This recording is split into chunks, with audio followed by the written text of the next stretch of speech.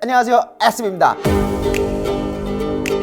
제가 에어팟 프로를 갤럭시에 연결해서 약 2달간 써봤습니다.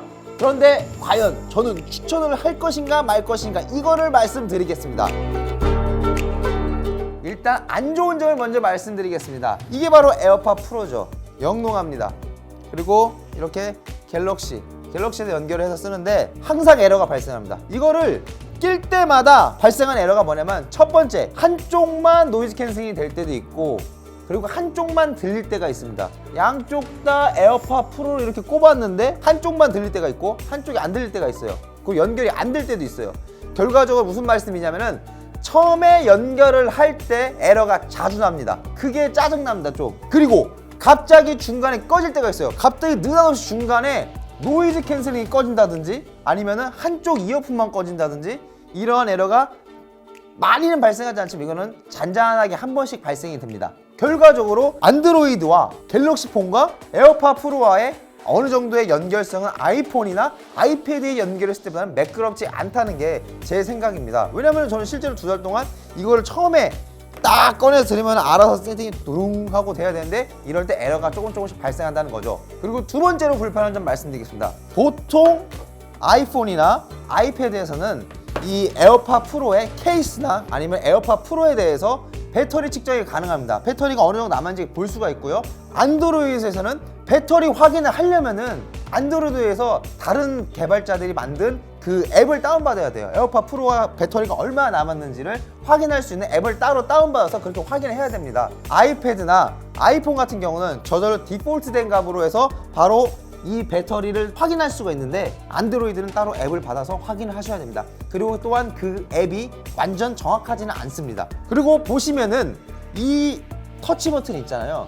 이 터치 버튼을 통해서 이걸 길게 눌렀을 시에 주변 음을 허용하느냐 아니면은 노이즈 캔슬링 하느냐가 기본으로 디폴트 설정이 돼 있어요. 그래서 안드로이드 같은 경우에서 제가 이걸 들을 때 쭉 누르면은 노이즈 캔슬링 기능 아니면 주변 음 허용 기능 왔다 갔다 할 수 있는데, 노이즈 캔슬링도 쓰고 싶지 않고 주변 허용 쓰고 싶지 않고 그냥 나는 일반적인 이어폰처럼 그냥 끔 기능을 사용하고 싶은데, 안드로이드 자체에서는 그게 제가 가지고 있는, 제가 다운받은 앱에서 그게 불가능하더라고요. 결과적으로 제가 하는 방식은 무엇이냐, 아이패드나 아니면 아이폰에 미리 연결을 해서 설정이 들어갑니다. 설정이 들어가서 미리 만져줍니다.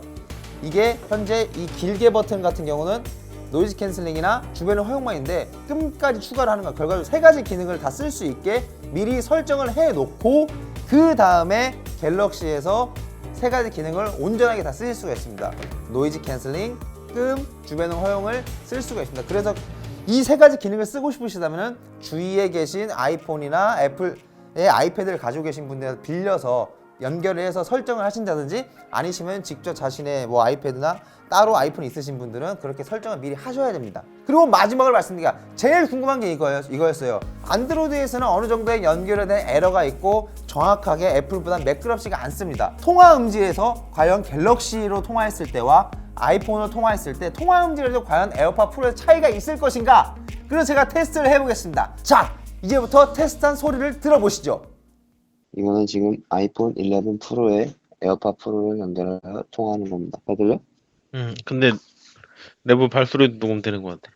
이거는 현재 갤럭시로 통화하는 겁니다. 잘 들립니까? 똑같은 것 같아. 똑같아? 똑같다고? 응. 이거는 지금 갤럭시로 통화하는 겁니다. 차이가 없어? 아니, 차이가 없어, 네가 보게? 응. 현재 갤럭시로 통화하는 중입니다. 여러분 어떠십니까? 직접 들어보시니까 차이가 없습니다. 거의 차이가 없는 것 같고, 제가 봤을 때 그냥 차이가 없다고 생각할 정도로 똑같아요. 왜냐면 듣는 친구조차 차이가 없는데 똑같은데 이렇게 느끼고 있고, 현재 제가 사운드를 들어봐도 차이가 없는 것 같습니다. 그래서 통화를 목적으로 하신 분들이 내가 굳이 이걸 애플로 안 쓰고 아이폰을 안 쓰고 갤럭시를 쓰면은 통화 음질도 뭔가 떨어지는 거 아니야? 생각하실 수 있는데, 실제로 테스트한 결과 차이는 거의 없었습니다. 통화 음질에서는 그렇게 걱정을 하지 않으셔도 되실 겁니다. 자, 그럼에도 불구하고 이렇게 귀찮고 연결할 때 에러가 발생하는데 불구하고 저는 갤럭시 버즈 플러스 있고 갤럭시 버즈가 있고 그 다음에 에어팟 프로가 있습니다. 근데 제가 갤럭시를 주로 폰으로 쓰면서도 굳이 제가 에어팟 프로를 쓰는 이유는 딱 3가지입니다. 첫 번째, 이 음질이 너무 마음에 들어요. 음질이 제가 EDM 음악 정도를 좋아하는데 이 저음에서 굉장히 괜찮은 것 같고요. 두 번째로는 바로 착용감입니다. 착용감이 사실 버즈보다는 훨씬 더 안 차고 있는 듯한 느낌이 들기 때문에 굉장히 착용감이 편안합니다. 마지막 세 번째는 바로 무엇이냐? 노이즈 캔슬링이죠. 저는 이 노이즈 캔슬링 착용감 음질 때문에 저는 굳이 버즈 플러스와 버즈가 있는데도 불구하고 에어팟 프로를 가장 주 메인 이어폰으로 쓰고 있는 이유입니다. 네, 여러분 제가 지금까지 2개월 동안 쓴 에어팟 프로의 실제 사용 후기였거든요. 어떠셨나요? 지금까지 SB였습니다.